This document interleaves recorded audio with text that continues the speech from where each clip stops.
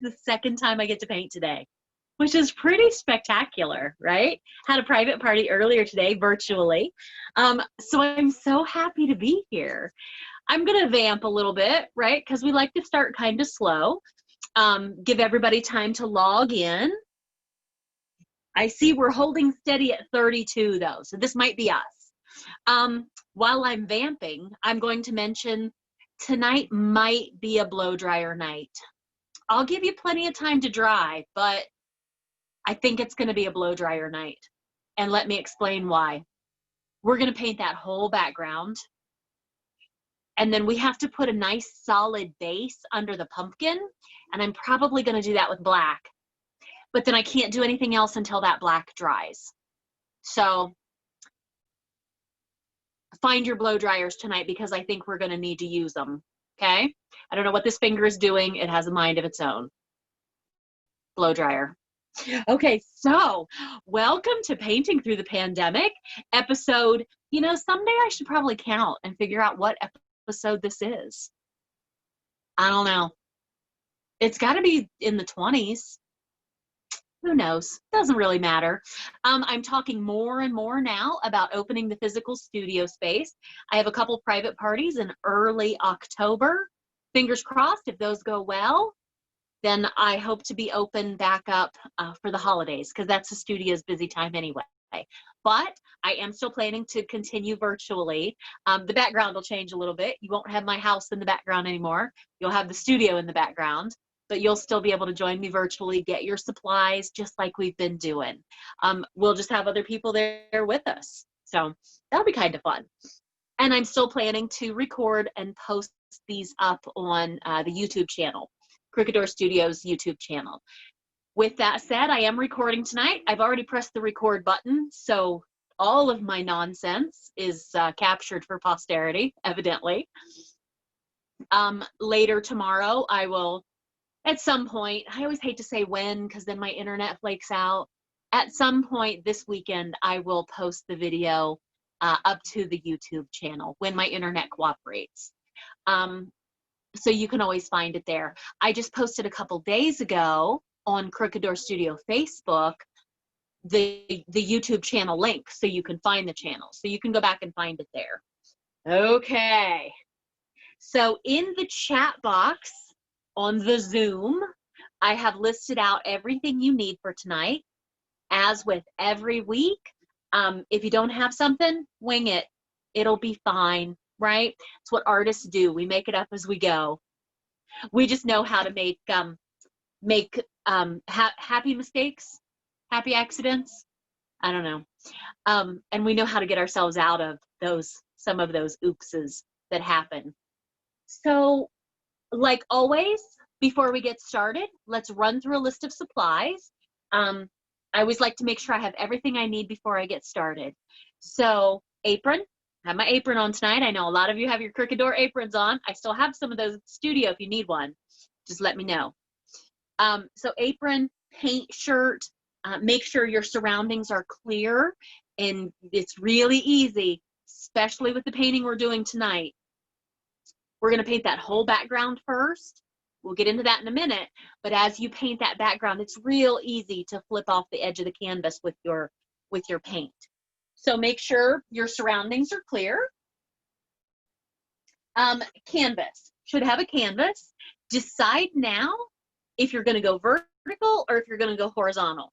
I'm gonna stay horizontal, I'm gonna stay landscape, because as I look at our inspiration painting, that's the direction this painting is.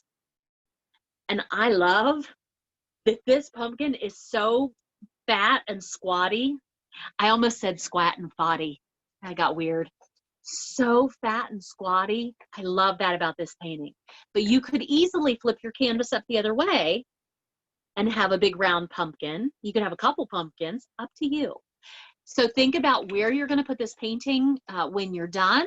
If it has a spot like over your mantle where it's gonna live, what will that space accommodate? If it'll accommodate a nice landscape painting, then that's what we'll do.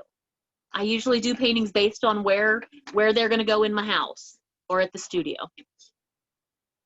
So here's our inspiration painting. We'll talk about this more in a minute. I'm gonna set this down. So the first thing we're going to do is paint that whole background as we go. Don't forget. Ooh, you could use a heat gun, but stay far, far away, right? Because you don't want to melt the paint. But yeah, just stay a distance away from it. If you can turn the heat down, but the air on high, that'll work. So as we paint the background, make sure you get that top, you get the sides, get the bottom. It always looks nice when your painting is wrapped all the way around, and then you don't have to frame it, don't have to do anything else with it. And I will say it's easier if you paint the edges as you go rather than trying to come back and match them up later. That's always kind of a struggle. Okay, so canvas, water cup for my brushes. I have a water cup. I always like to use something heavy. I'm less likely to knock it over if it's glass, if it's heavy. Halfway full with cool or cold water, never warm or hot. Okay, cool or cold. Brushes. Let's talk about our brushes tonight. My standard brushes, right? I have my big fat background brush. I have a medium brush. Mine's just like a medium filbert. Yours could be flat. Mine happens to be a filbert. And a pointy brush. Most paintings we can do with those 3 brushes. If you have other brushes, it's always nice to be able to play, to experiment a little bit, but these are my 3 favorites. While I'm not using my brushes, they're gonna live in the water cup. So I'm gonna dump them in there, leave them there, set that down. That's a good reminder that when I'm done using a brush, it goes back in the cup with its friends. Cool? Cool. Paper towels. You should have some paper towels to blot your brushes off on. Something else I always keep, my handy dandy paint pen, because we know I'm bad at signing my name with paintbrush, right? It's no secret. So I always keep a paint pen just in case, so I can sign my name at the end. That's optional. You don't have to have it, but it's something I like to keep in my paint bag. Colors. Let's talk about our paint colors tonight. So the colors that I have, and if you got colors from me, this is what you should have too. White. Some you can't see it. It's really hard to see on the plate, but it's there. A big puddle of white. Some yellow, just a bright yellow. Orange. Red.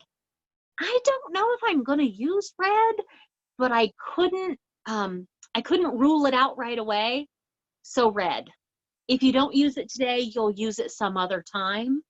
I might mix some in with the orange to make it nice and a nice deep rosy color. I'm not sure, but I have it just in case.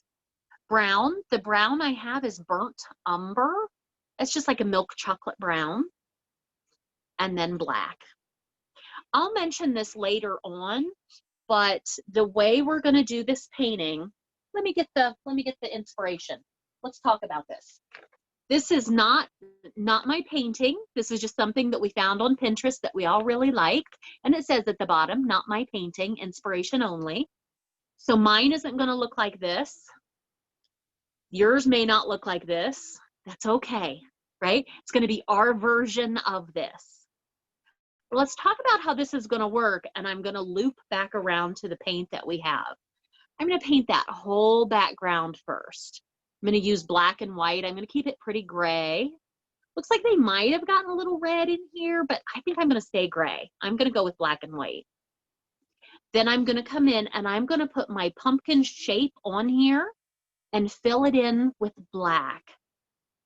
I'm going to do that because, looping back to the paint that I use is student grade acrylic paint. It's Blick acrylic. It's fabulous. It's inexpensive. I can buy it by the bucket,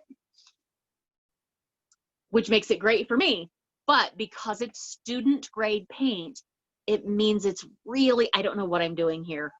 I don't know. It means it's really transparent. It doesn't have that high level of pigment in it, so it's not going to be solid. If I try to just put orange here over top of my background, it's not going to cover. You're going to see those background brush strokes right through that orange.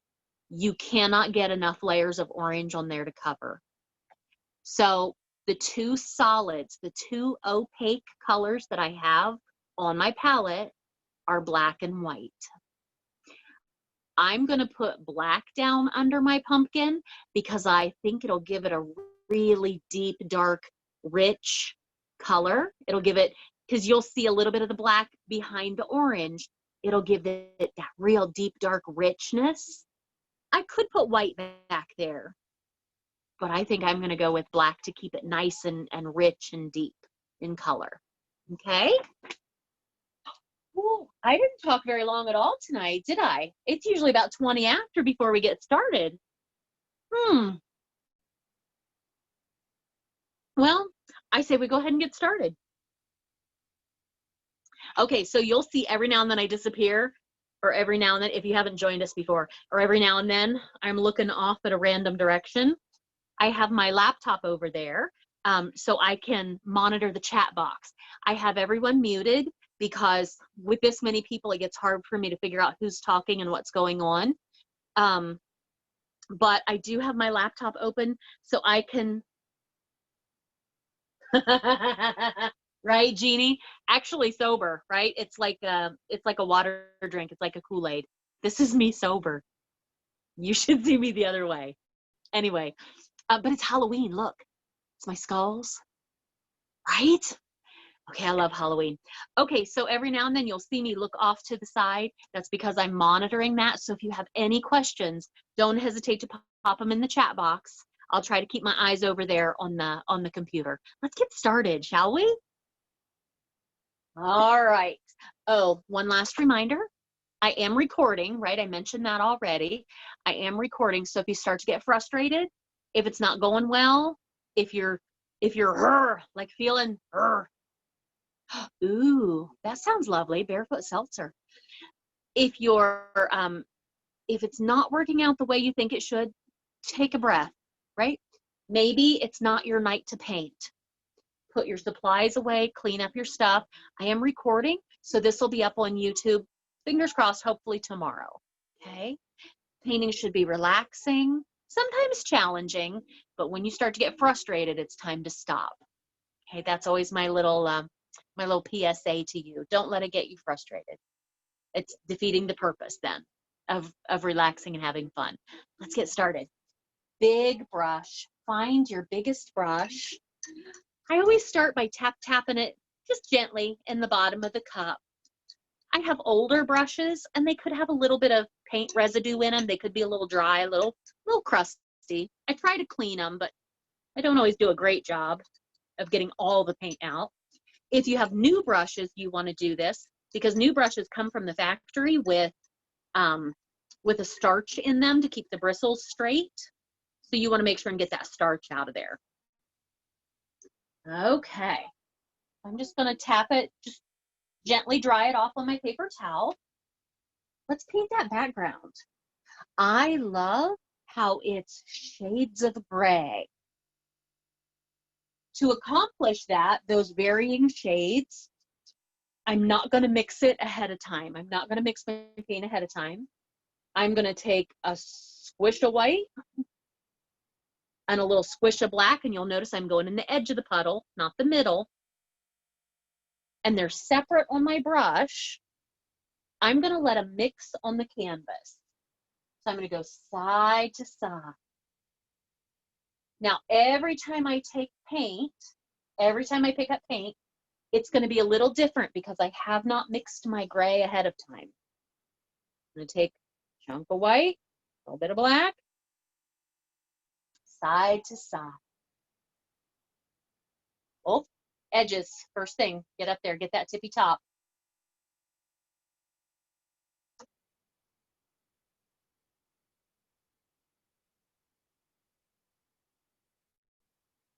I love it. Somebody wanting to know what's in my, Jeannie wanting to know what's in my cup. Well, I don't have beverage till class is over. I have a hard enough time remembering what I'm trying to say and getting my words out. I don't need beverage confusing that any more than it's already confused in my brain. Okay. So now this is up to you on how light you go, how dark you go. I'm just going to let mine play, right? A little lighter, a little darker. Remember, acrylic paint blends while it's wet. Once it's dry, it will not blend. Once it's dry, it turns to plastic, right? So you see, I'm starting up here and I'm working my way slowly down. If I jump around too much, I'll start to run into trouble. So I'm starting at the top, slowly working my way down the canvas.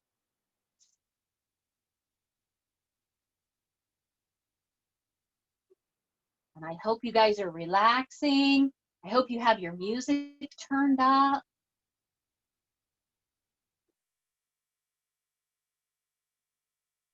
Again, painting should be fun, should be relaxing, can be a challenge,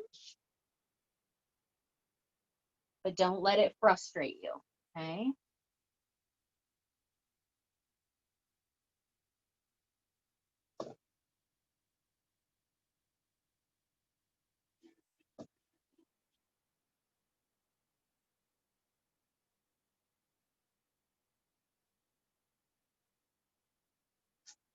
If you're having a hard time, if you're struggling and you can see little speckles, you can see your canvas peeking through, more paint, just got to add more paint. Sometimes when the environment is, I don't even know, different. Sometimes, how about we say, sometimes in different environments, your paint does weird stuff. Sometimes you really struggle trying to get it into the canvas. I've seen it before. You'll start to paint and you'll look at it and it'll like, you'll see like little bubbles where it doesn't go down in the weave. Just have to use a little more paint, press a little harder. So I like to be respectful of everyone's time. Let's do this until 7:30. I'll check in then and see if we're ready, but that gives you about 12 minutes to cover this canvas. I'm not worried about it being dry before we move on to the next part, okay? We just need to get it covered.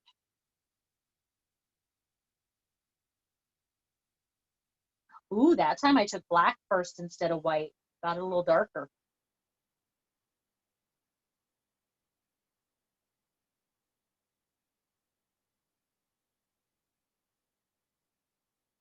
If black and white isn't your gig, if you want to get a little color in there, well, edges, you see me get my edges. If you want to get a little color in there, do it while it's wet.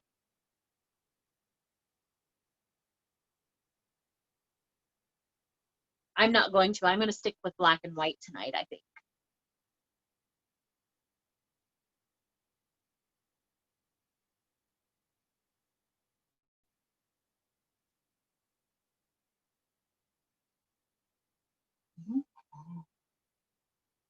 White, black, side to side. A lot of white, little black, side to side.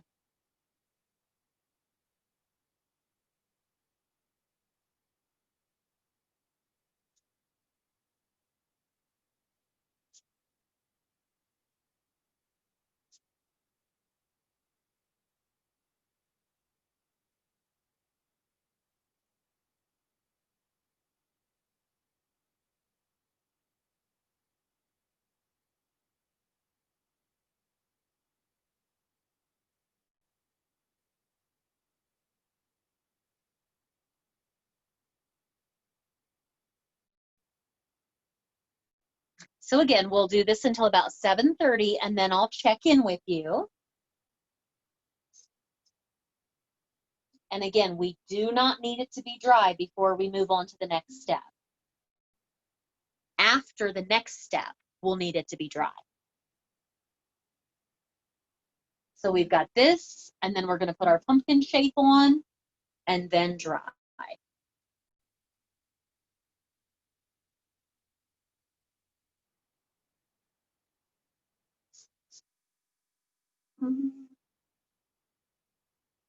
And you may be wondering why I'm painting all the way over here, why I'm covering the whole thing. If I know a pumpkin is going to cover that, it's because my brush strokes are side to side and I don't want to see where my brush picks up and sets down. I want that line to be seamless.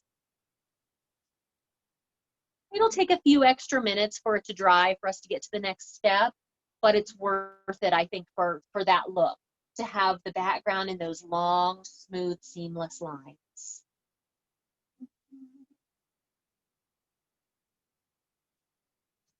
It's the beauty of acrylic paint, is it dries pretty quickly. In the grand scheme of things, it dries quickly.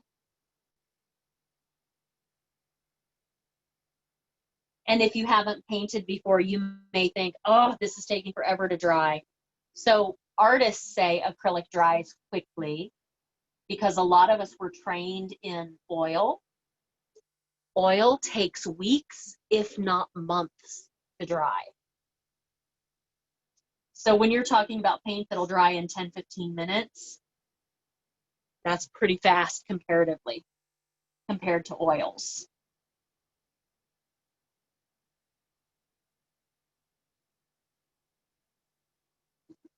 Okay.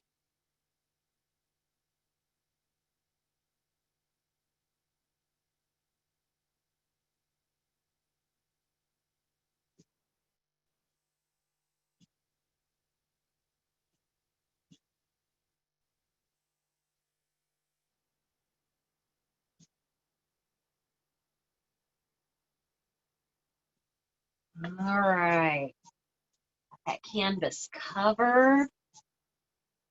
I'm gonna make sure I got all my edges.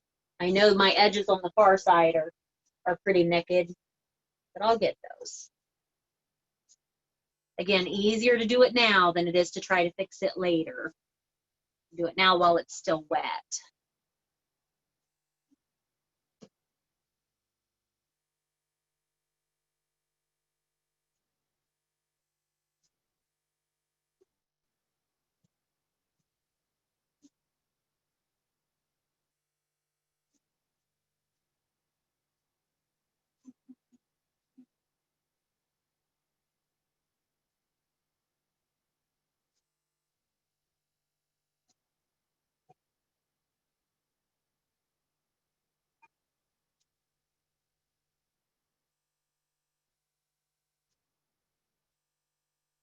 Okay.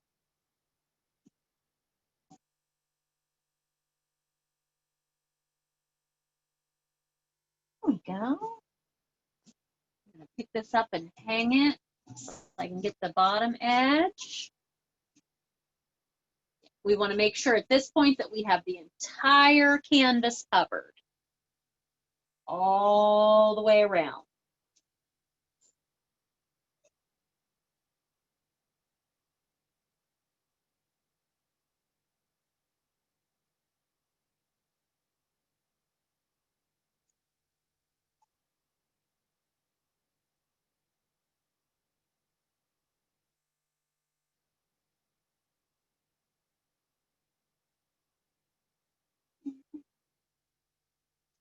There we go, on the edges.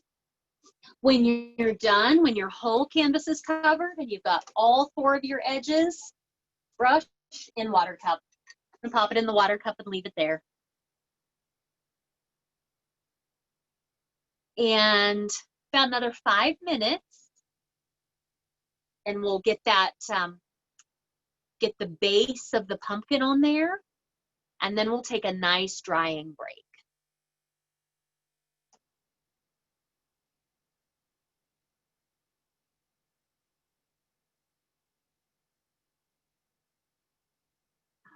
Oh, Jen Dutter, I see you. Did you make it through your 30 miles? Yeah, well done. Jen rode her bike 30 miles today. Fabulous, sister. Good job.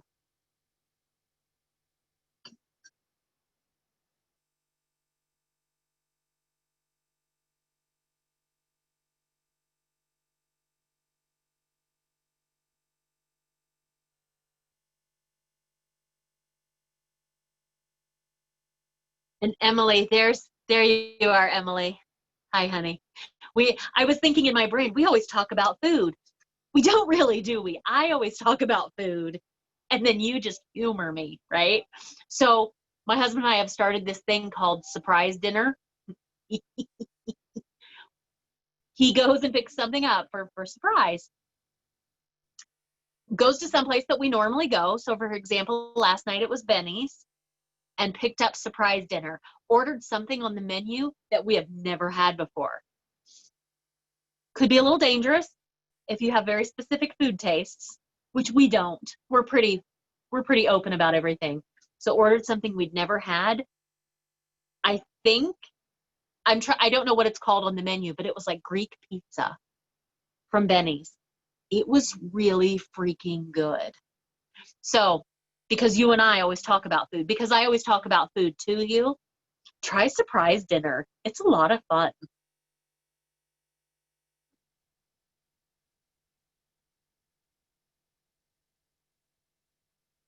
Oh my goodness, Jeannie. The smoke is finally clearing. I forgot. You're out west. You're in Seattle. Oh, Emily, something else that's fun to do. Go go out with friends like for lunch. When the pandemic's over, this will be a lot more fun. But go to lunch with friends, and then when they come to take your order, just tap someone at the table and go, pick me something good, and get up and leave the table. Like go to the bathroom. That's a lot of fun too. It's kind of like when you're a kid and your mom packed your lunch and you were never really sure what was in it until you got to the table and opened it up. I did not have the best childhood, but that's one of my fond memories. Surprise lunch. Oh, see, you and I need to go. If you're not a picky eater, you and I need to go to dinner or lunch sometime when this whole thing's over and order for each other. I'm always interested on what like other people get. It does make people mad. Oh, one of my friends won't go to, one of my coworkers, he won't go to lunch with me anymore because he said it was too much pressure to order my lunch for me. I said, dude, I really don't care. As long as it's not, right? As long as it's not meat on the bone. And you can get me meat on the bone, like ribs. You just have to pick it off the bone. You pick it off the bone for me, I'll eat it. But that's really that's my only hang up.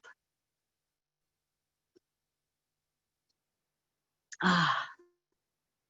Okay, let's take a couple more minutes. I see everybody still painting away.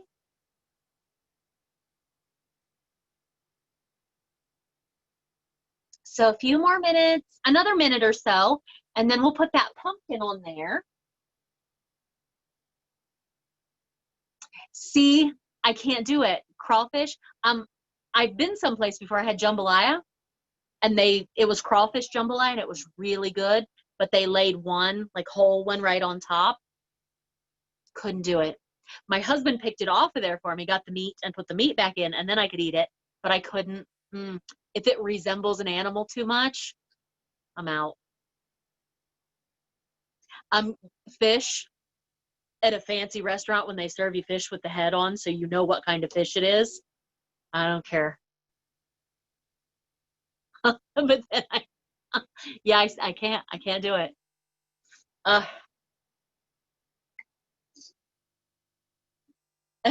Girls gotta eat, right? Okay. So I see some of you are still working on your backgrounds. Oh, monkfish. I could eat it if you picked it off there for me, right? If you just gave me just the meat off the fish, I could eat it. Okay. Always trust a chubby girl when it comes to food, right? Anyway, so let's put our pumpkin on there, right? So I'm going to put it on there. I see we have some new people, so I want to explain one more time what I'm doing. The paint that we're using is very transparent. The paint I'm using anyway. And if you got paint from the studio, your paint is as well. We're using the same paints. It's very transparent. I can't just put my orange paint on there for my pumpkin. You'll be able to see through it. You'll have a hard time getting the coverage you want. So we need to put a nice solid base behind it. Oh, the United Way masks. Yes, we'll talk about that in a little bit. I'm excited about it too, because I love Halloween. And if we can tie in pandemic and Halloween together, anyway, for those of you that aren't sure what we're talking about, we'll talk about that in a minute. So I think I'm going to put black behind my pumpkin because my only two solids on my palette are black and white. I could put white on first, but I want to keep it deep and dark. I want real dark, rich colors, so I'm going to use black. So pay no mind to the stem. Pay no mind to anything else going on there. I want to get this big, like a half oval. Let's get that shape on there for that pumpkin. It's pretty big. It's about halfway up on the canvas. And at the fattest part of that pumpkin, it comes about halfway over at the fattest part. Curves back in at the bottom, but it comes about halfway over. Now, if you feel like you're being rushed, don't worry, because again, we're gonna take a drying break after this. So I'm gonna take that big brush, swish it around in that water cup, swish, swish. Dry it off on my paper towel. Drying it off because I don't want to thin that black paint down. And it always helps me to put some marks on my canvas. So with a little bit of black, I know the top of my pumpkin is going to be about halfway, right about there. It's going to come over at its fattest part about halfway, and then it's going to curve back in at the bottom. So big brush with black. I'm going to set it down because it's wobbling a little. Here we go.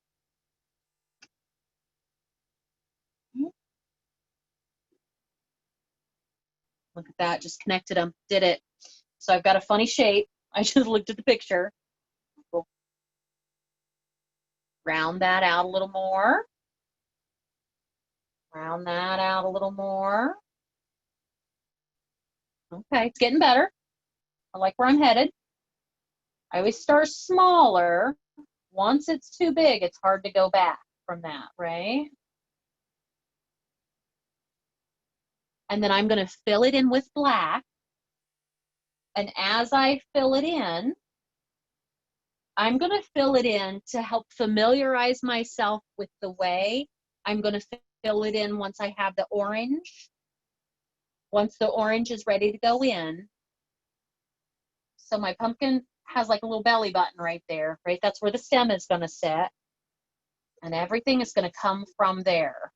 Like that. That.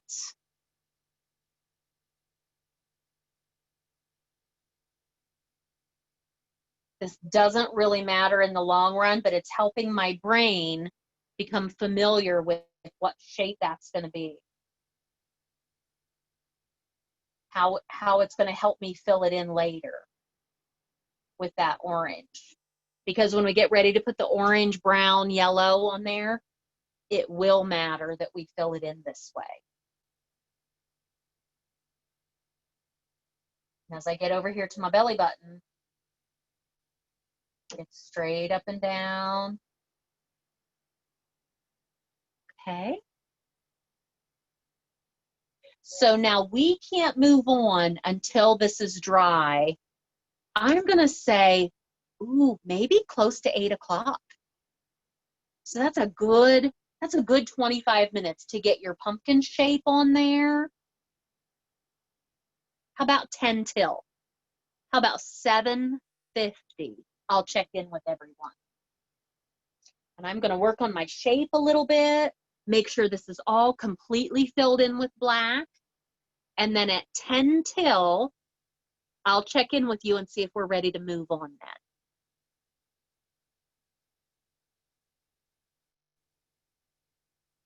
Let's see, I want to round that up a little.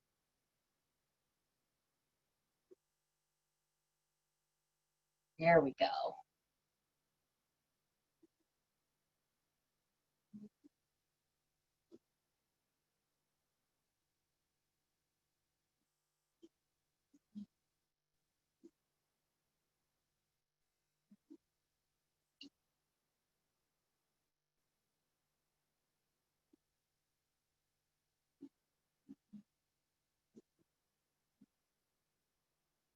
So I know we can't move on until this is dry. To help it dry a little faster, make sure you're smoothing out any paint boogers that you have. If I have a roll of paint, I'm going to smooth that out.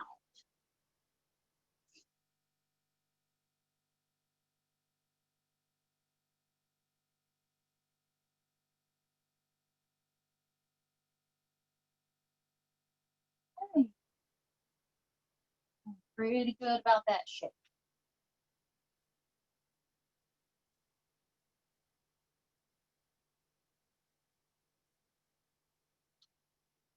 All right, I'm gonna pop my brush in my water cup.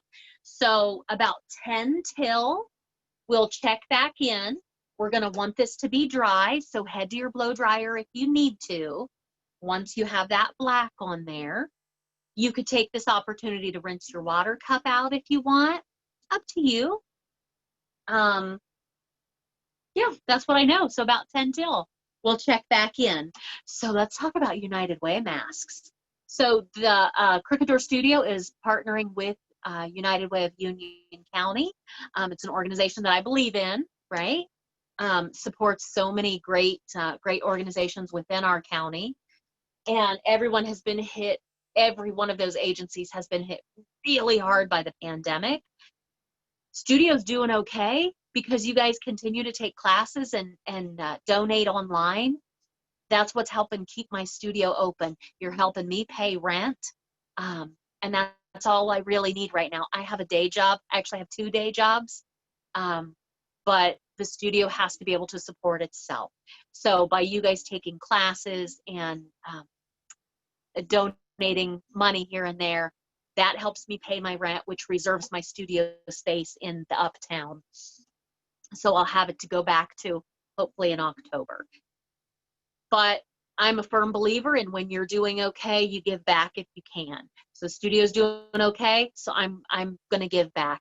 So we have 2 different things planned to help the United Way of Union County and their organizations that they help. The first one is on October the 2nd. I think I posted it up on Crooked Door Studio Facebook. We have a paint class coming up. I'm donating all the money that comes to me from that, donating that all back to United Way. There's a recommended donation of $15 per person. And then just like this, I can get you supplies if you need. So that's October 2nd at 7, I think. You can find the details on Crooked Door Studio Facebook. And the second thing we're doing is create Boo Nighted. We're going to make masks. So I'm still searching for artists. I have about 20 artists right now that are going to come together for a couple work days in the studio and create masks that are going to be auctioned off. So I know some of my artists are going like very functional masks you can wear. Some of my artists are going Halloween masks, something that would just be for decoration. But all the artists are donating their time. Crooked Door is donating supplies for the artists to work and space for the artists to work. And then we'll auction these off on Facebook, on Crooked Door's Facebook, on Halloween. I'm not sure the hours yet, but it'll run for like a full 24 hours on Halloween.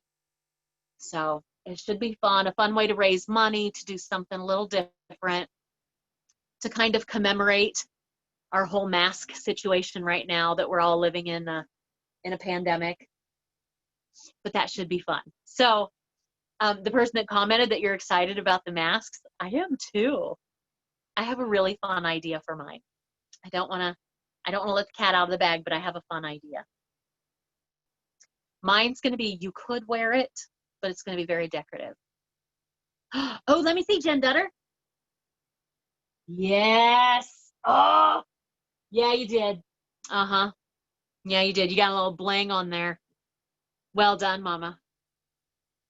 I want one that's like, well, of course you did. You had to do candy corn. I want one that's like, I don't know what I'm doing here. I don't know what this means. What's the word like like maybe a belly dancer. Is that what I'm thinking of? Where it has the beads that hang down, but I'm wanting to go like to the nth degree with it. Like feathers, and this is not the idea that I have for the one I want to do, but I want to do something ridiculous and decorative and put it in a shadow box, I think. We'll bedazzle the crap out of it. Right?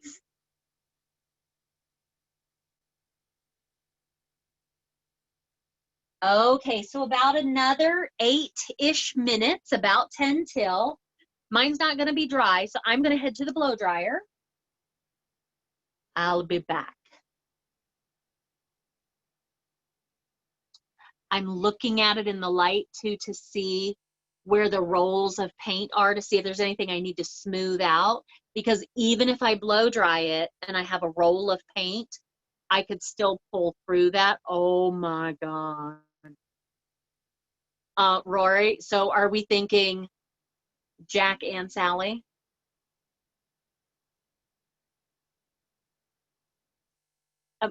Yeah, yeah, totally. Totally, but then I think you need a 0 also, right? Oh, but then you need an oogie, and then you need so many things. There's so much fun you can have with that. Are you going to come to the studio and play during a work day? I don't have them set yet. I need to get that set and figure out when my work days are going to be. It'll be fun just to be in a collaborative environment with other artists. Okay, so focus. My focus is not good tonight. My focus usually isn't good. It's really not good tonight. I'm looking to see what needs to be smoothed out, because if I have a roll of paint and I pull through it with my brush, I could pull the skin off the top of it and find wet paint underneath. So before I go to the blow dryer, I'm going to look, and I see I have some paint up here. I have a couple boogers that I'm going to smooth out so they dry faster. And to the blow dryer I go. I'll be back.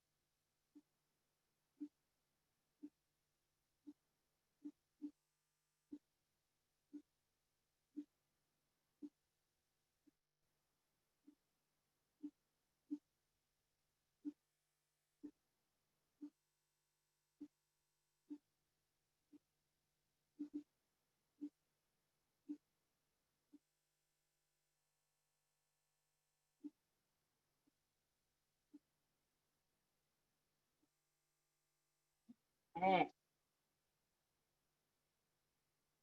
here we go. All right, so about another 5-6 minutes.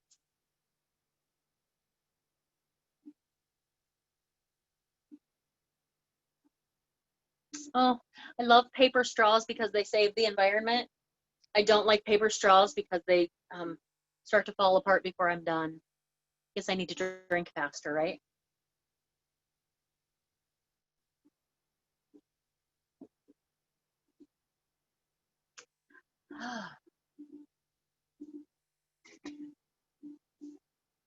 Let's see.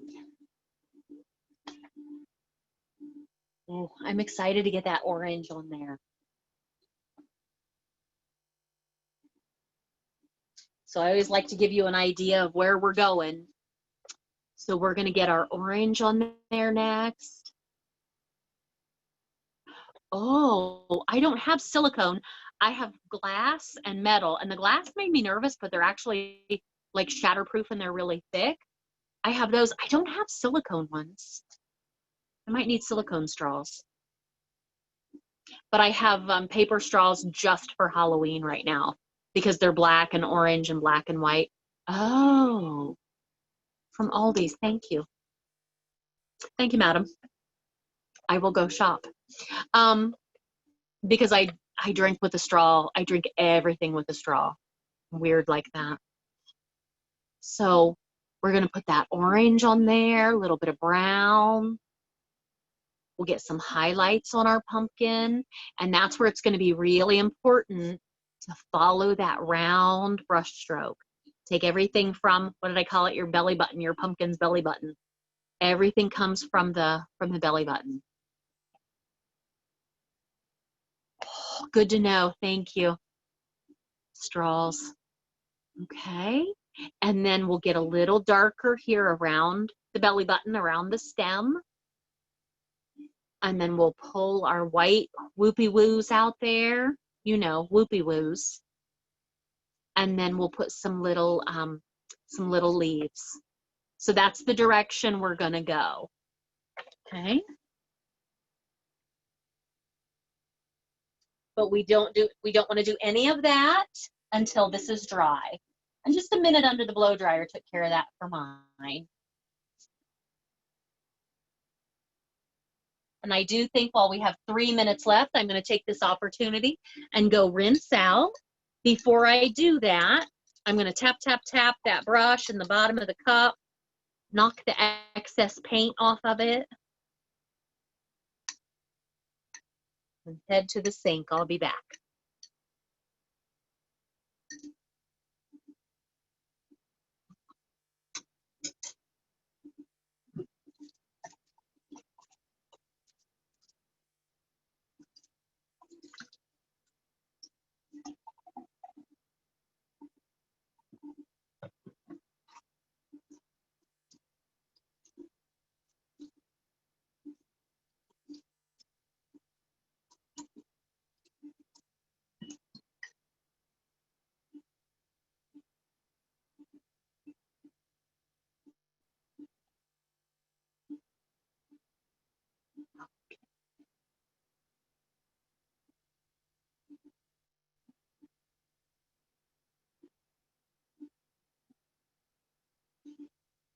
Okay, so about 2 minutes. Is anybody not going to be ready to move on in about 2 minutes? Anybody panicking? I love it. Everybody just got real still so you don't look panicked. Okay, cool. So about another minute and a half and we'll move on.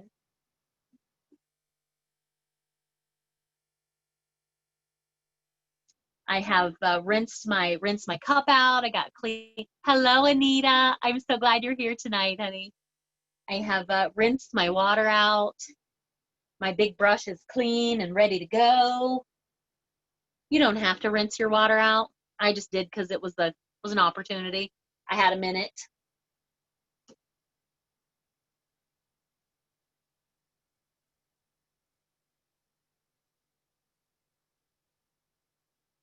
They're little oak leaves. I was just looking, I was like, what kind of leaves are those? They're little oak leaves. Those are adorable. Little oak leaves floating around. Oh, fun. We'll get there. Okay, it's 10 till. Let's go ahead and get some orange on there, shall we? Now you have, if you got paint from the studio, you have red, just in case. Again, I don't know if we're going to use it. We might. We'll see. Remember, all of your brush strokes pull from your belly button. They pull from where the stem connects to the pumpkin. So you're going to have big curvy brush strokes out here. And as you get closer to the belly button, they're going to kind of straighten out a little bit. Depending on where your stem is going to live, you might even have a couple brush strokes that lean that way a little. Go that way. Let's do this, shall we? Big brush. Clean it out, dry it off. I'm going to start with orange and then I'm going to play a little bit. So again, making sure this is dry. I'm going to start with just some orange. Let's see what happens. Oh, yeah. Uh-huh. Ooh. That deep, rich color of my pumpkin. Okay. Going all the way out to that black edge. So remember, your brush strokes come from the belly button. So everything starts from here. Goes that way. They get very straight up and down. Over here, you might even have some that go that way a little. So now, what does your pumpkin look like? What do you think? Orange? What if we mix in a little bit of brown? What does that do? How does that make you feel? What if we pull in a tiny, tiny bit of white? Ooh. Ooh, I like the little bit of white in there. And remember, your pumpkin's not going to be all one color. It's the way the light is hitting it, right? So it's going to be a little darker in places, a little lighter in other places. But your brush strokes are the most important. I think more important than the color. Because if you change your brush strokes, if you just start to go side to side and go crazy, you lose that roundness of your pumpkin. So yeah, I think the brush stroke is more important than the color right now. I'm really liking orange and a tiny, tiny bit of white, just the tiniest bit. Because I don't want to turn my pumpkin pastel orange.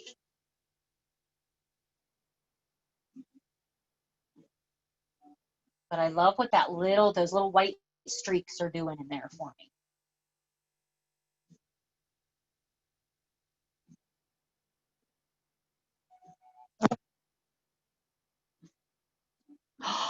Oh, that's fun.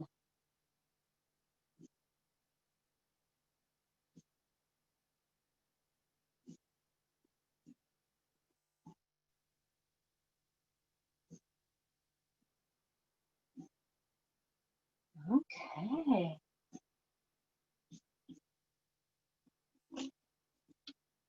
So now I'm going to play a little bit. Get a little bit of yellow and white.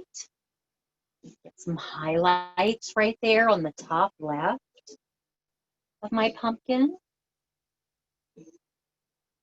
And I'm doing it while that's wet so they blend in.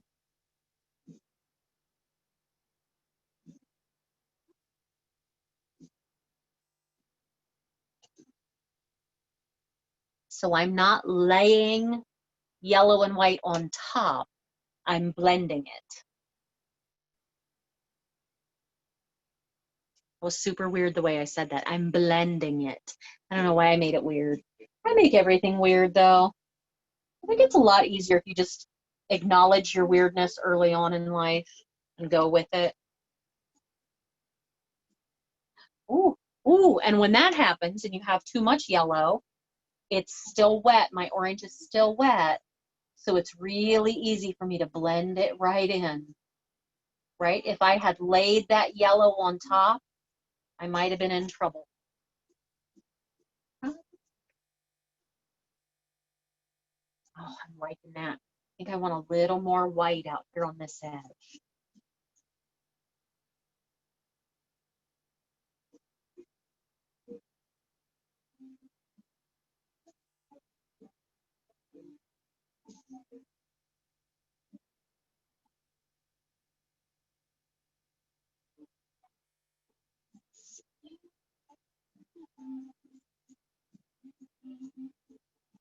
Ooh, like that a little more white out there on that edge. So the way the light is hitting my pumpkin in this painting, it's hitting from this direction. So it's going to be a lot lighter on the left and the top, and then it's going to be darker down under here. So now I need to decide, is it light enough on the top and is it dark enough on the bottom? I haven't decided that yet.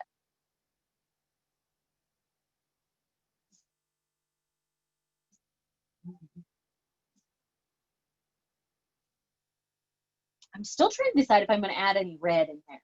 I haven't decided. I might put a little bit of red on the bottom. Again, I put it in the supply list because I wasn't sure, wasn't completely sure if we'd want it or not. I'm going to take a little bit. Let's see what happens. I think I'm going to start at the bottom and pull up. Oh, oh, looks like my pumpkin's on fire. Oh, I have created a fire. I don't know.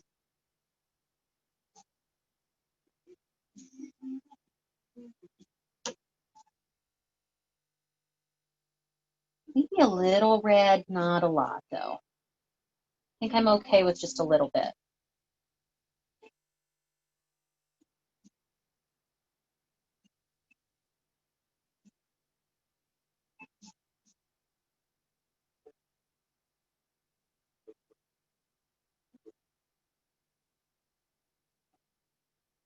I like where that's at. I really like that black underneath there.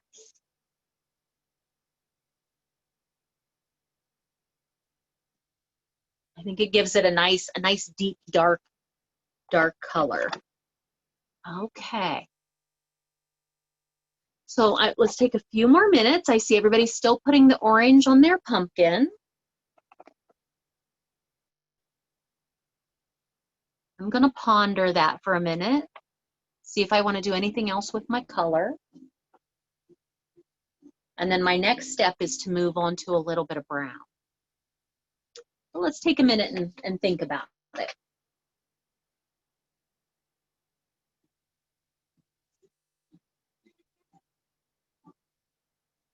And I'm to the point I need to stop touching it because I'm picking up half-dried paint. And it's going to get a little weird if I mess with it. Oh yeah, Lynn. So I have my same brush, the yellow application, and while that orange is still wet, I'm going to take over here. So I didn't clean my brush out. There's a little paint on there, but not much. Yellow. And a little bit of white. It's a little bit of paint. And I'm going to use that brush skinny ways. Not fat ways. My brush strokes will be too big. And it's so much easier for me to shush in color if I use my brush skinny ways. So start on the outside edge of your pumpkin because that's going to be the brightest. And then you're going to blend it in. So I'm going to start here on this outside and woo, that's bright. But then I'm going to keep going and blend it on in to the middle.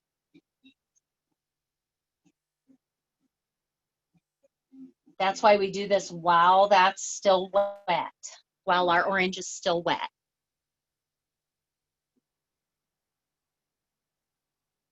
Now I feel like I need a little, since I brightened that up, I need a little more right here on that rib of my pumpkin. And I'll accentuate the ribs here in a minute with the brown.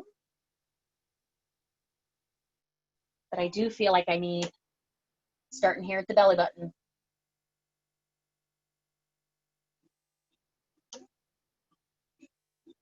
Oh, that's nice. Well, maybe another little part of a rib right here. So a little bit of yellow, a little bit of white. Starting at the belly button.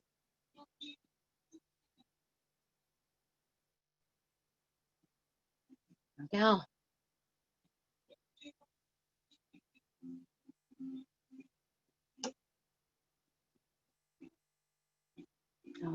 Okay.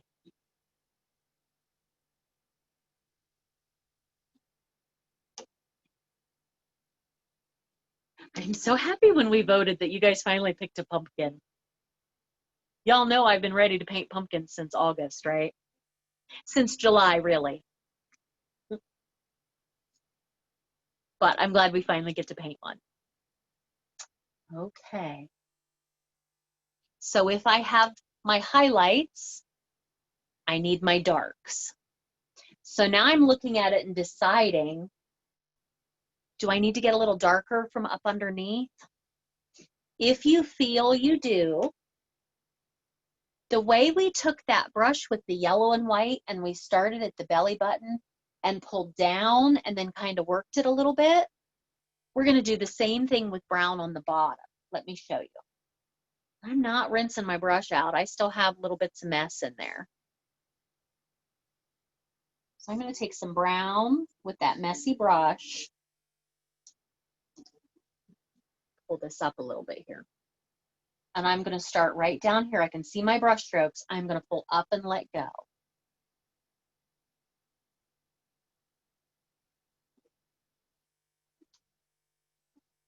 Let me get closer.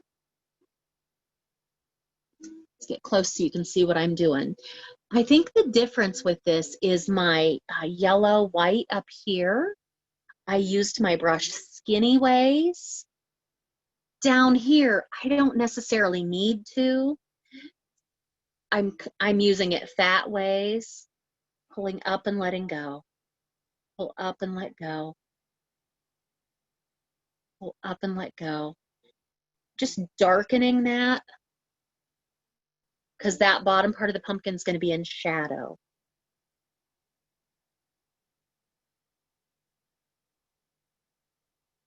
If I feel like there's too big of a jump between light and dark, which I feel like there is. I feel like my painting, if I look at it, it's kind of split right here. But dark down and light up. That's when I'm going to turn that brush skinny ways.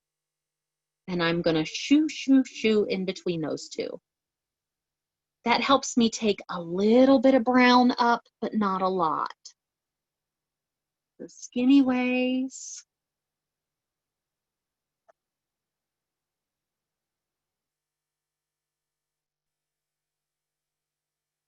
That helps blend that a little bit. Okay. Now, this is one of those things we can play in forever. I just added a little bit of orange on my brush to play in that middle section. Using my brush skinny ways. Because I'm a big fan of seeing all those brush strokes and seeing all that luscious color, right? So I'm just going to keep playing, getting little bits of different color in there. Got a little pop of orange, maybe a little more white up here.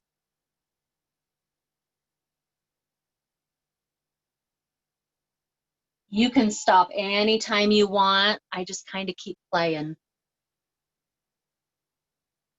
Oh no, like a bad dye job. Mine kind of does too, if you think about it. She spent a little too much time in the bleach chair. Like a bad dye job. Oh, and it's hard, Andrea, because once you say something like that, then you can't unsee it.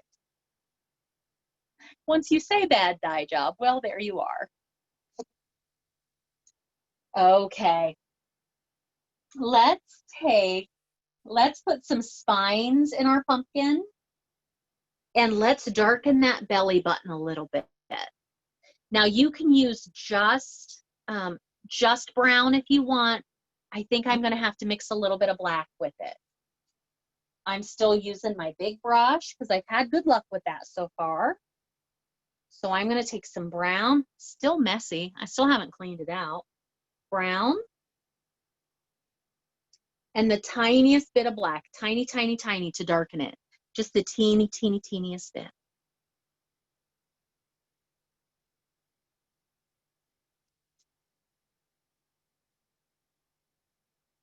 And starting at my belly button with my brush skinny ways. I'm gonna go just to the top of one of these highlights. So if I have this highlight right here, it's just kind of a natural highlight happening there. I want to do dark right over top of it so it looks like behind it. That will help accentuate that highlight. Ooh, that's intense. Oh, if your orange isn't covering the black, you can add a little bit of white to it or let it dry and come back and hit it again. But I think adding a little bit of white to it,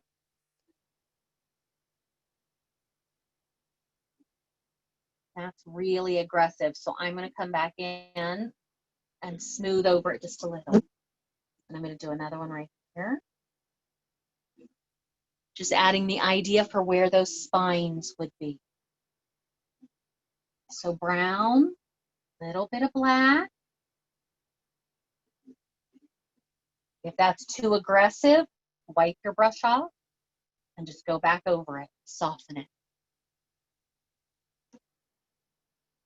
So a little bit of brown, a little bit of black. Ooh, I think I want one down here.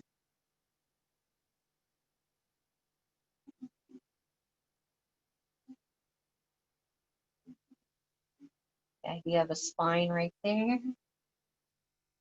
Maybe a couple over here.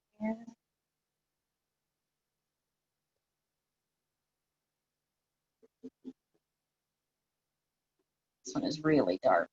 Go over him one more time, soften him out a little bit. Here we go.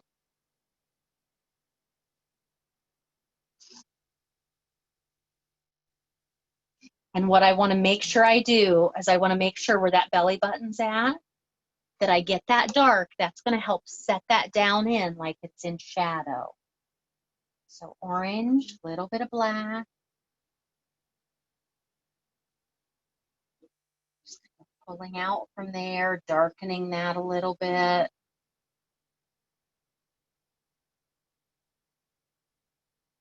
There we go. Okay. Woo. Everybody breathe through that. Keep breathing. Don't hold your breath.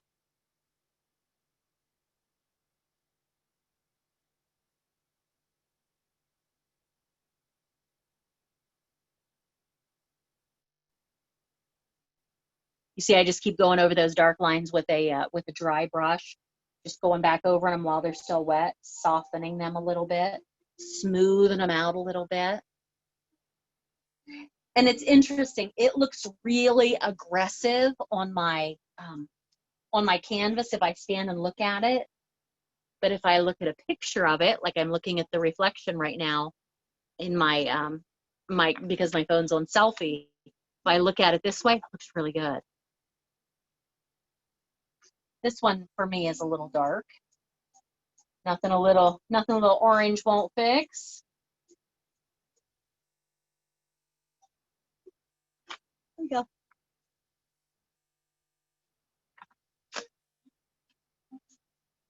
Okay. We'll take a few more minutes and then we're on to stem. So I saw someone commented that their orange wasn't covering their black. I think a lot of that goes back to brush strokes. You'll see every time you put your brush down and pick it up, you get a mark on your canvas. So you're going to have a mark in your pumpkin. So if you're only taking your brush stroke halfway down, you're going to see that mark. You can see black through. If you get up close to mine, you can see black through that orange. But it works because you don't have that harsh line where I pick up and put down. I go all the way through. All the way through.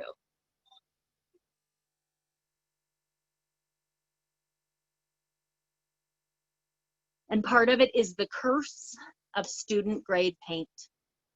Very transparent. So while we're finishing up putting color on that pumpkin, let's talk a little bit about student grade paint. We love student grade paint because it's inexpensive. We can buy a ton of it, but they essentially at the factory thin it down. So the pigment level is really low, which makes it transparent. If this is something you really enjoy doing and you want to up your game and get more supplies, look for professional grade or artist grade paint. You're going to find it's a lot more expensive, but the pigment level is higher. It's not necessarily thicker because there's thick body and thin body paint, so it's not necessarily thicker, but you're going to get better coverage because it's going to have a higher level of pigment in it. But again, more expensive. So for our purposes in learning, right, we're playing, we're just learning right now. Student grade paint is good because it's cheap. We can buy a lot of it. But that's something to look at. If you really enjoy painting, the next time you go to the art supply store, look and see what they have. Check out some artist grade paint.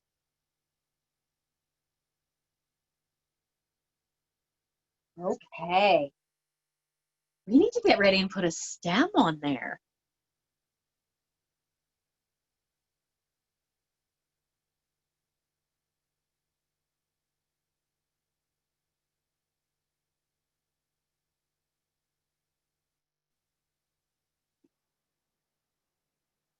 Lynn, I'm not sure what you mean by fanny paint. I need a little more.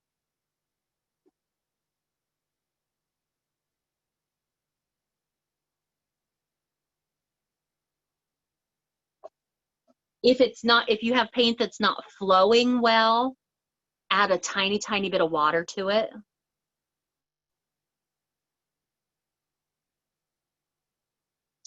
Oh, the fancy paint. Yeah. Add a little bit of water to it there. If you're using artist grade paint, if you're using fancy paints and they're not flowing real well, you can actually get extenders. When people talk about medium, you can get medium that will help that flow better. Some of it's even called flow medium. If you don't have that on hand though, take your brush with the drip of water out of your cup and go over in the edge of it, in the edge of your puddle of paint, and try to thin it down with a little bit of water. The reason that we use medium to help paint flow better is because medium doesn't necessarily it doesn't dilute the paint like water does. It's made to work with the paint to extend it and help it go further without losing the opaqueness of it. Could you see me thinking about my words? I'm like, how do we explain this?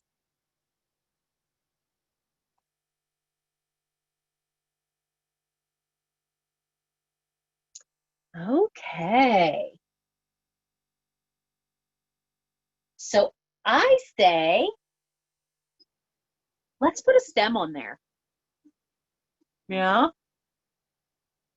I think for my stem, I'm going to move to, and Lynn, this plays right in with what I was just talking about. I'm going to move to my smaller pointy brush, and I'm going to add a tiny, tiny, tiny bit of water to it, to my white paint, to help it flow and go a little further. Yes, it's going to thin my paint down a little bit, but it's going to help it travel further across the canvas. So I'm going to take my pointy brush, and I have run out of clean white paint. Let me get another plate. Stand by. Okay. My paint has all melded together. I'm going to get a little bit of clean white on a clean plate.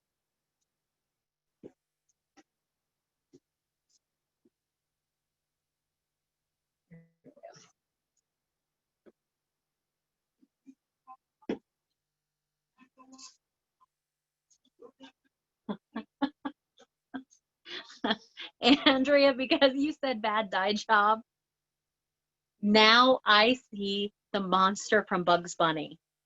Such interesting hair for such an interesting monster. I see the top part of that monster's head.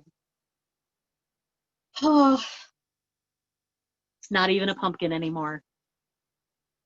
Okay, so I have my pointy brush. I'm going to take a little bit of water, and my water's pretty clean. So I'm going to go in the edge with a wet brush and swish that around a little, just in the edge of it, not the whole thing, but over here in the edge. Thin it, it'll help it flow a lot easier, a lot further across the canvas. Don't get it too thin. A little thicker than ink. If you've watched Bob Ross before, you would hear him say, thin it to the consistency of ink. Bob painted in oil. We're not painting in oil. We're painting in acrylic. So we want to go just a little bit. Acrylic paint operates differently. A little thicker than ink.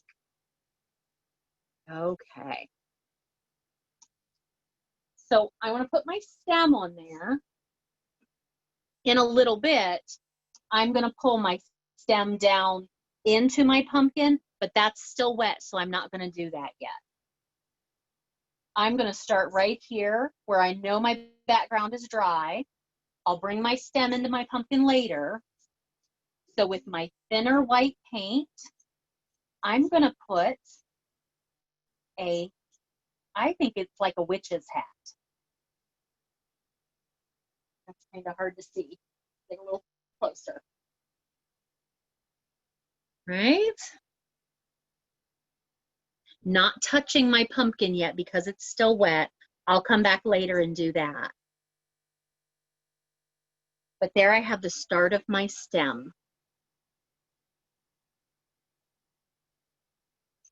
Now before I go with this, with the tendrils and things, I'm gonna map it out in my brain. I'm gonna flip my brush over and think about where it's gonna go. It always helps if I do it first, imaginary. Helps me get an idea of where those are gonna live. Helps my arm know the motion that I need to make. Yep, I'm gonna take from here. I'm gonna go over around my pumpkin and whoopie woo it. You know, whoopie woo it. Okay. Thin down white paint.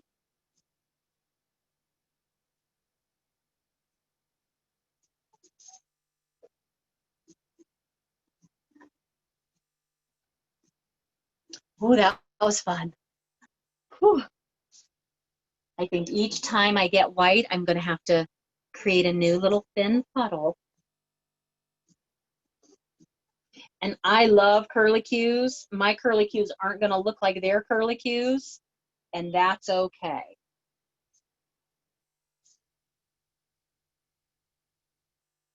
Like mine, I actually took it in a loop-de-loop. They didn't do that with theirs, but I'm okay with that.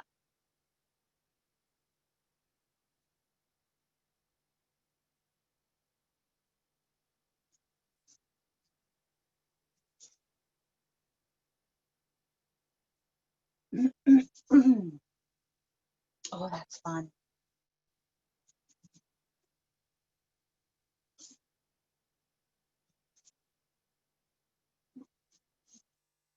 Again, about each time or every other time I load that brush up, I want to thin the paint down a little. This helps it flow a little better across the canvas.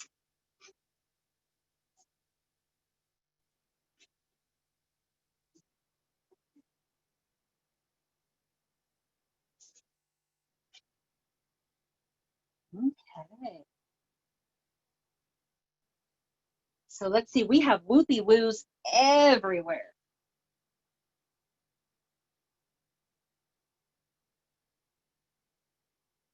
I have a whoopie woo that's going to come off of here and it's going to curl up this way. And if you look at the original, a lot of these lines don't even touch one another. This whoopie woo here doesn't touch this main line. This one down here doesn't touch anything. But they kind of fall in the same direction. So it goes back to getting my arm used to what needs to happen. So for this one, I know I'm going to go this way.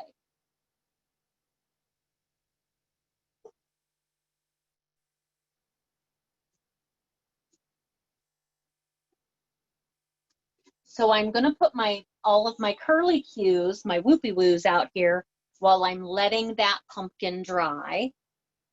I'll bring some over in front of the pumpkin in a little bit, but I'm going to let him dry. So I'm going to play in the gray out here where I know it's dry.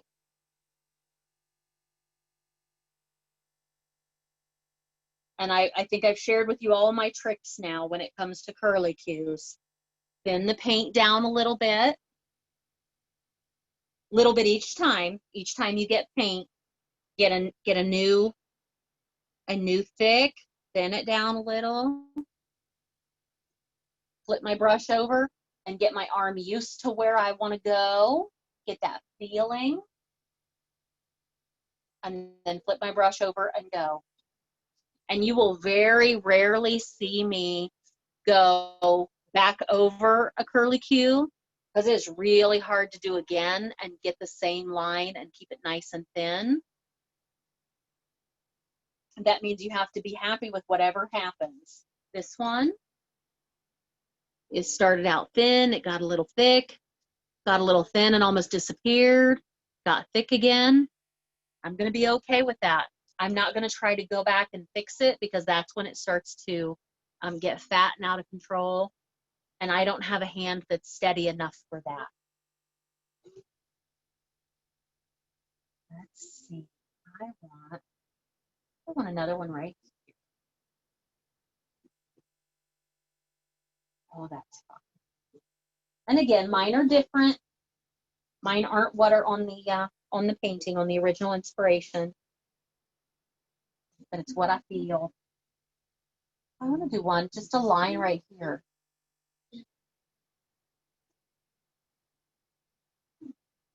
A little curly cue that comes up to the right.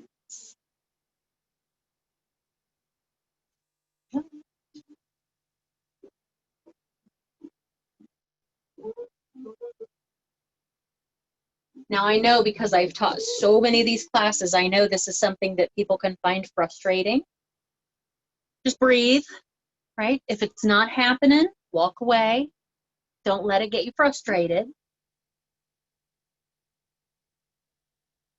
99% of doing a good curly cue is just that confidence and just going with it.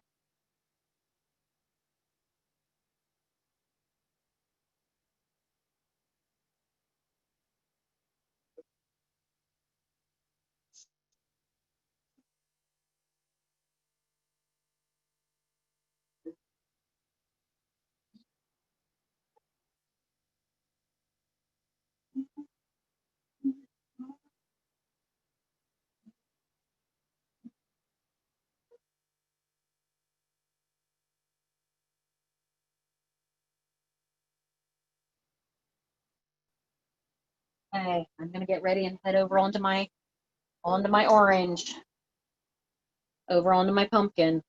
Here we go. Mapping it out first.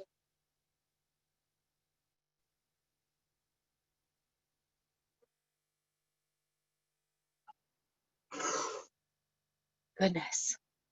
My orange is still a little wet, so I think each brush stroke I put over on top of that pumpkin, I'm gonna have to clean my brush out to get the orange off of it so I can get clean white each time.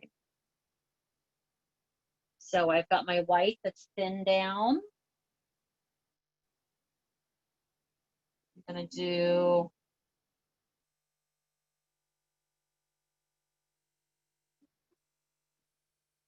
another stroke there, rinse my brush out again, dry it off, clean white.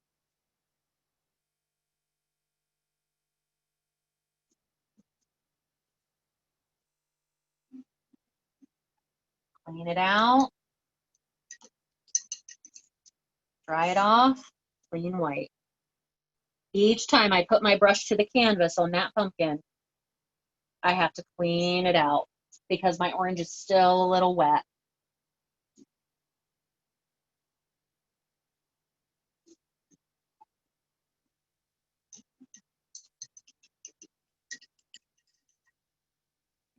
I don't know how much more here I'm going to do. I'm getting kind of out of control with my swirly dudes.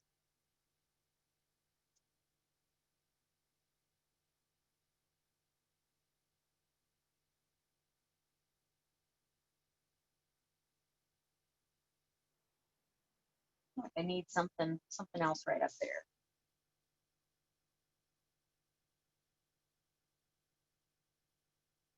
Oh yeah, he needs to be. Okay, I feel better about that. All right. My pumpkin is still a little wet right there, so I'm not going to put the stem on yet. I'm going to move to my big brush, clean it out, dry it off. And I love that there are 3 white dots in random places. There's a little cluster of 3 right there, a little cluster of 3 right there, little cluster of 3 up there. I'm going to do that with the other end of my big brush. And I don't think there's any right or wrong place to do this. And you don't have to do this. But I think I like the way that looks. Oh yeah, I like that. So, cluster 3 there. I might do 5 little clusters of 3. That is such a random, arbitrary number, but I know we like to have numbers, right? Let's see, where else should I go? Here.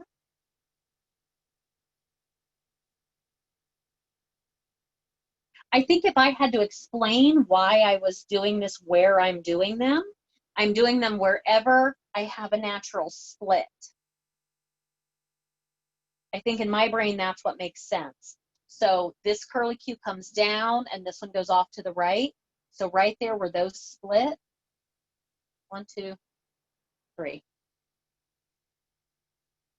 Another one down here where these 2 split. 1, 2, 3.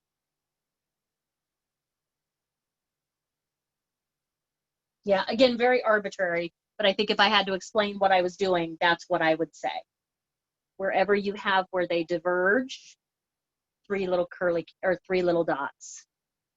So these diverge down here, 3 little dots in the middle. And then don't forget to wipe the end of your brush off. That'd be a hot mess if you put your hand on it later. Okay.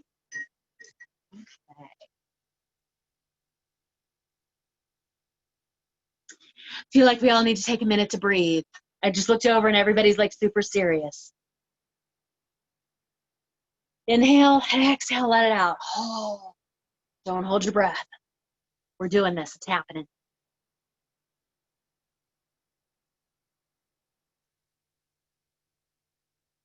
So the next thing I want to do is connect my stem down into my pumpkin a little bit.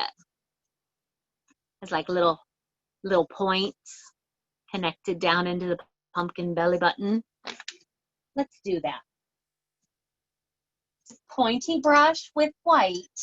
And if you find that you're picking up that orange brown in there, stop, let it dry, come back and do it later. But I think mine's dry, so I can go ahead and do that. So I'm going to pull my stem down into my pumpkin, into little points.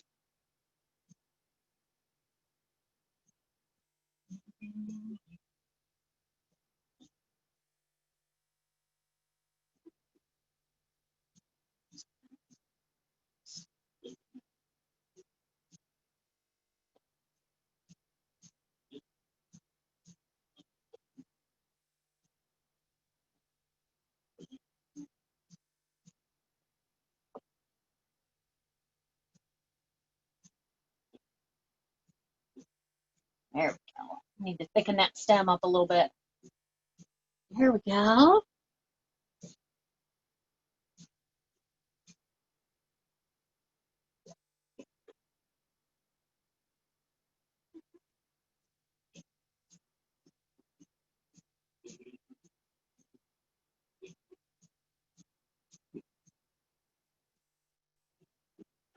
All right. My stem on my pumpkin.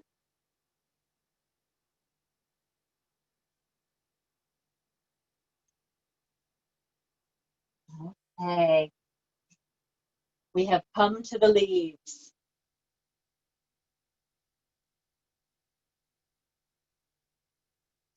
Let's see. Let me ponder how we're going to do these leaves.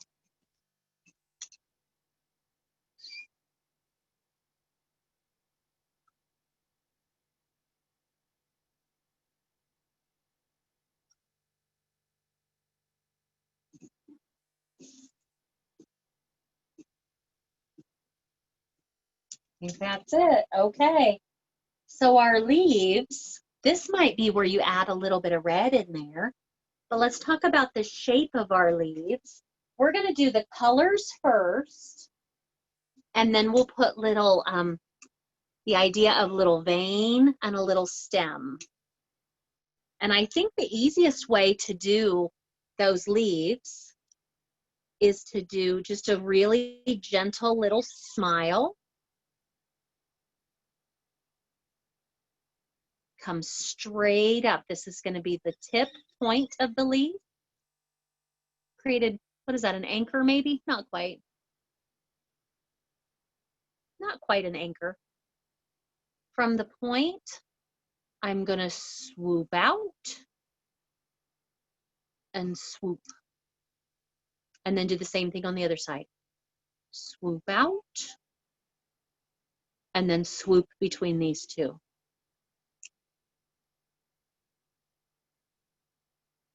That's my little basic leaf shape. So again, I'm going to start with a really gentle little smile. Come straight down into it.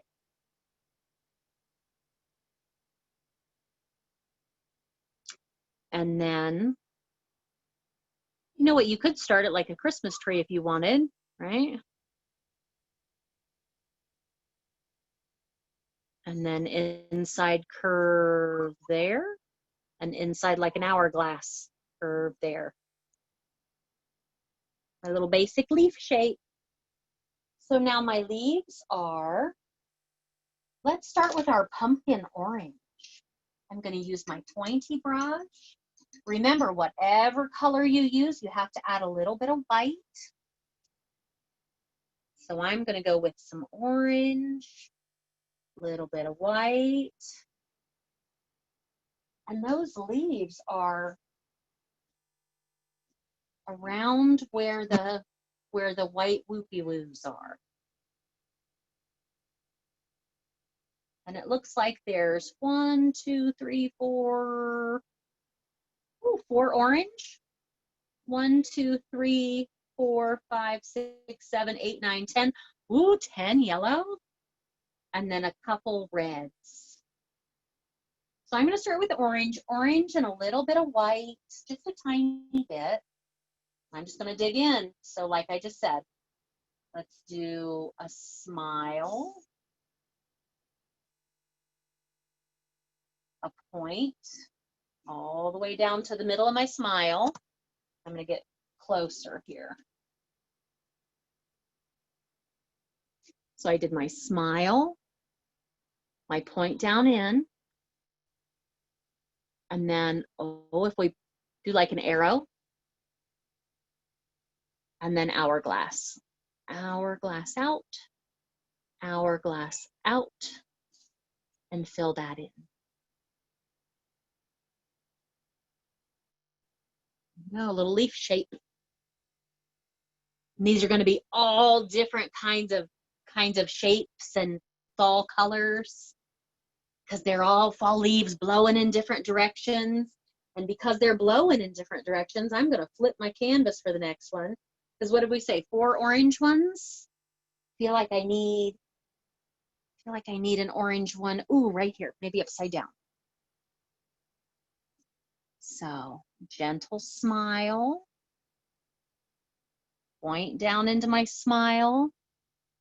Make it an arrow. And hourglass.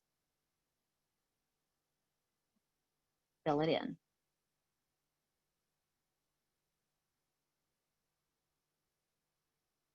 So now I'm going to do all of my leaves, my different colors. Then once they dry, let me show you. I'm going to take my pointy brush. I'm going to do all my leaves first, but then I'm going to take my pointy brush with brown and a tiny, tiny, tiny, tiny bit of black. And I'm going to give it a little bit of a spine and stem. You can spend a lot of time on this if you want, and take a little line from each one of those points. So you have veins in your leaf. It's all about however detailed you want to go. But I think I'm going to do all my colored leaves first, and then I'll go in. That'll give them a minute to dry, and then I'll go in and give them all veins and stems. Way down and a stem. But I just wanted to show you what that might look like once it's done. Okay. So I'm gonna get a couple more orange ones on there. And they overlap the white curlicues. This one is right on top of that white curlicue. That's up to you. I put a lot of time and effort into those curlicues. I don't know if I want to cover them up unless I have a spot that I feel is a little weird. Then I might put a leaf there just to cover it up. Ah, the beauty of art, right? Okay. I'm going to put a couple more orange leaves on there.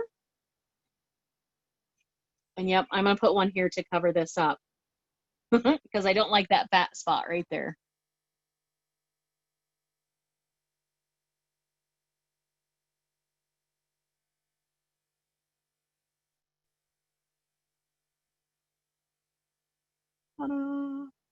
Covered. Okay, 3. I need one more. I need one over here. Anybody else flipping their canvas like a crazy person right now? I'm flipping mine all over the place. And that is okay, because it is not bolted down.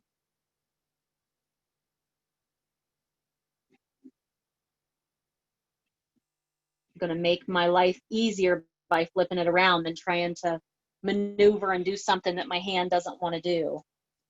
Okay, here we go. So I've got my orange ones on there. Again, I'm going to put the veins and the stems in at the very end. I think next I'm going to do yellow and white. And that'll be nice because it'll pull that yellow and white that I have in my pumpkin. So some yellow, some white. And there were a lot of yellow and white ones on there. I don't know how many I'm going to do. But maybe this guy right here, maybe he needs a buddy. Maybe these two are side by side.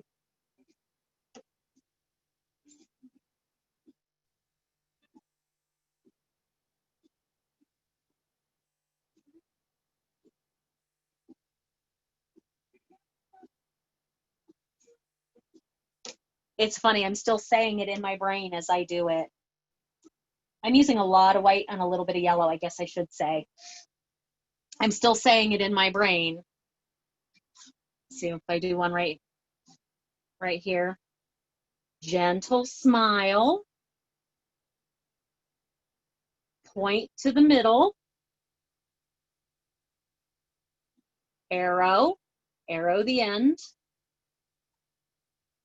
Hourglass.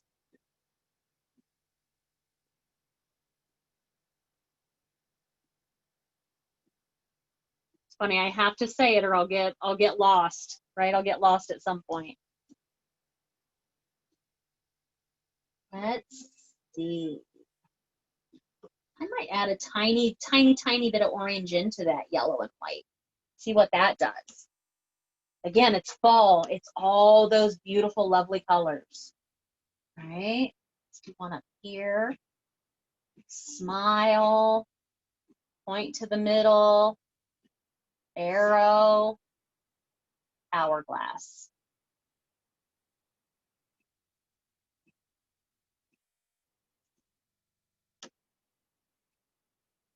I don't know that I'm going to do as many leaves as they have. We'll see. Ooh, I think I need a yellow one on my pumpkin.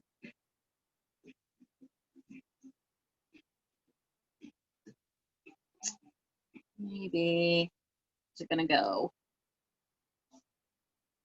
Maybe. Can't decide. Maybe right here. Smile. Point to the middle. Arrow. Hourglass.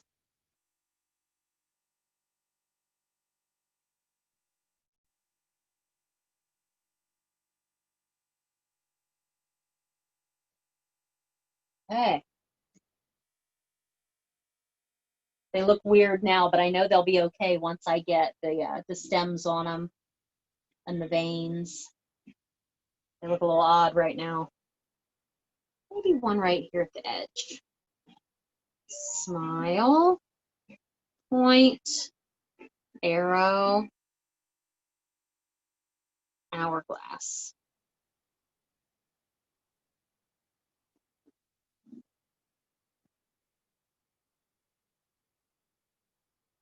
Okay. And then I think I'm going to pull some red in. And I don't want it to be like cartoon red. I don't want it to be red. I want to keep it earthy. So I think I'm going to do red with a little bit of brown in it. So red and a little bit of brown. Darken that red up a little bit. See how I feel about that. I think that's a much more accurate representation of a fall red. Maybe even a little orange. Oh yeah. Orange, red, and a little bit of brown. I'm liking where we're at. Orange, red, and a little bit of brown. Let's see, I feel like this orange one needs a buddy.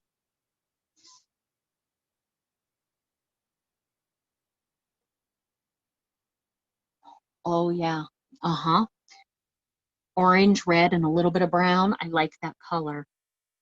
So smile. Down to the middle. Arrow. Hourglass.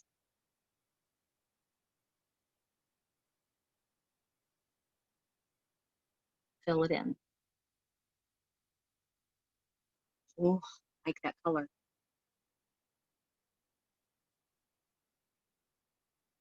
One right here. Red, orange, tiny bit of brown. Smile. Down to the middle. Arrow. Hourglass.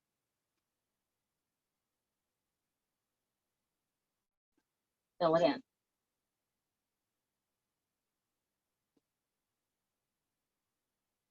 Now, as I'm looking at the original painting, it appears that they have splattered theirs with those colors, with those leaf colors. I'm not feeling that. I don't think I'm going to do that. Not that it makes me nervous, but I like where I'm at. I like the cleanness of it. If you wanted, like we did with the white dots, you could take the other end of your brush and do some little doot-doot-doots in those fall colors with the other end of your brush. I don't know that I'm going to, though. I think I'm just going to put a couple more leaves on. I want a red one out here.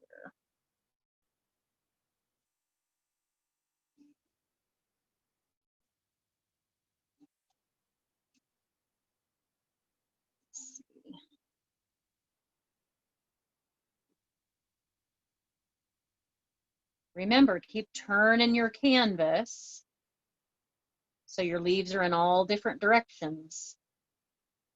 You don't want all your leaves pointing straight up, right? They're blowing in the breeze. They should be floating all over the place.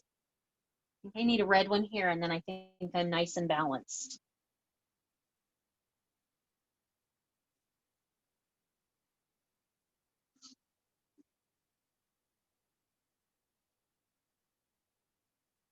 Okay, and right here. Still saying it, right? Still saying it in my brain. Smile. Point. Arrow. Hourglass.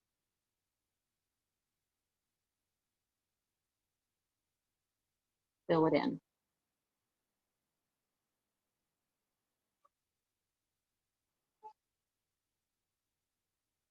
Okay. Whew.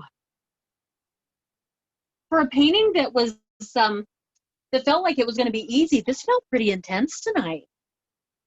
I'm loving the finished product, but a little more intense than I think I was intending. Ooh, do I need one more red one right there? Nope, I'm gonna stop. Okay, so I'm gonna take my pointy brush, and now I'm gonna go back in with brown and a little bit of black and put my my veins and my stem on each one of those leaves. So again, I'm pulling right down the middle very, very lightly. This is where a paint pen would come in really handy, right? Because that's such a fine line. I'm gonna give it, my stem is a little heavier, and then I can pull from those, from the points of those leaves, little veins.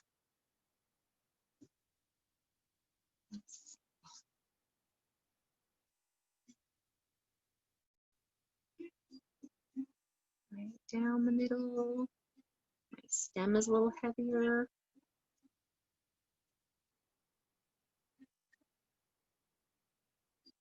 Oh, fun. Those little, the veins, those little details in those leaves really make a difference. Ooh, somebody's going leafless. I think that is entirely up to you if you want to go leafless. And you can think about the leaves and ponder it and decide if you want to do it later. You don't have to do it now. Nothing that says you have to do it now.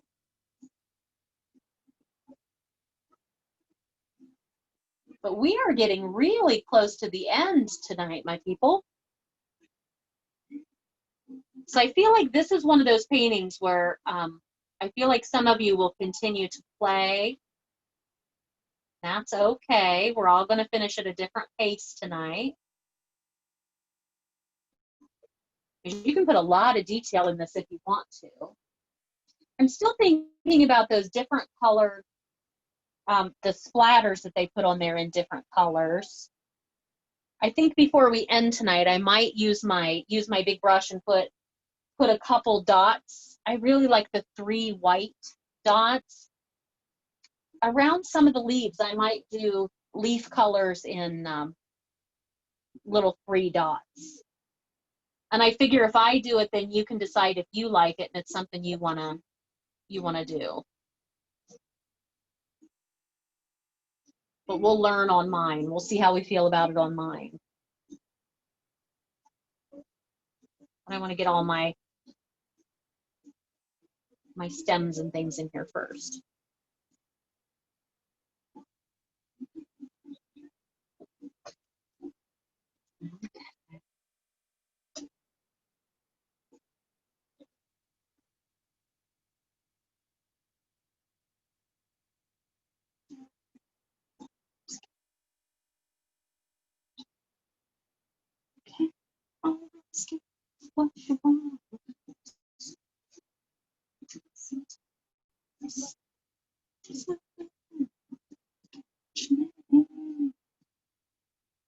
Okay, a couple more.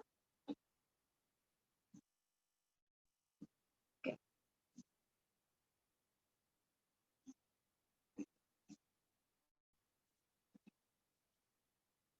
Make sure I get them all here.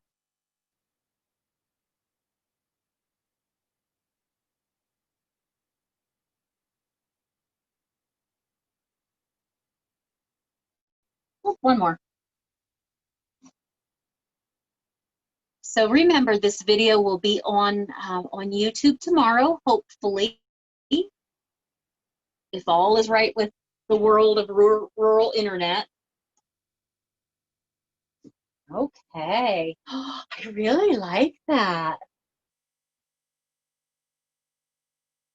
Okay, I think I'm gonna do, I'm gonna go back to my big brush, and I'm gonna pick some of those leaf colors and do some dots and see how I feel. So we had what, yellow and white was one, a lot of white, a little yellow. And I feel like maybe there.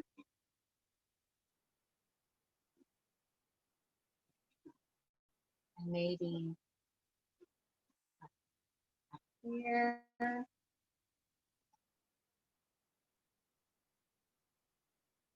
And maybe down here. Maybe right here.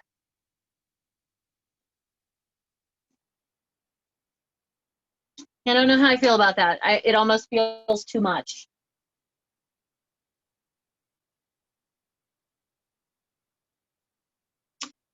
So where I added yellow dots there and yellow dots down there. It almost feels like too much. I'm going to do, since I started with the yellow, I'm going to do a couple more and then be done. I don't think I'm going to add the other colors. For me, it's just too busy.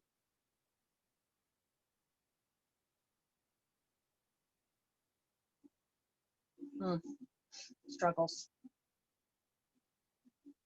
Okay.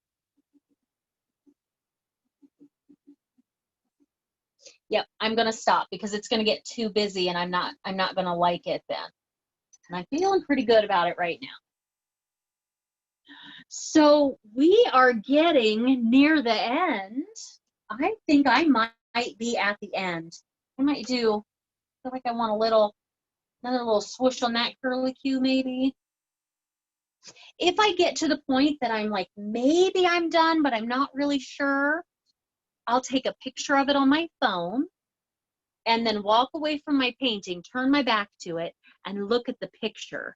And if I look at the picture, your camera will pump up the contrast. It'll change how you see things, and you'll know at that point if you're done or not when you look at the picture on your phone. It'll help you see things in a different way. So I think I'm done. As I look at the picture on the screen, I think I'm done. So as we wrap up, don't forget to sign your paintings. That's why I always have my my handy dandy paint pen. You can sign on the front, usually bottom left, bottom right. Some artists will pick, like I could sign right there on the curve of the pumpkin if I wanted. That might be fun.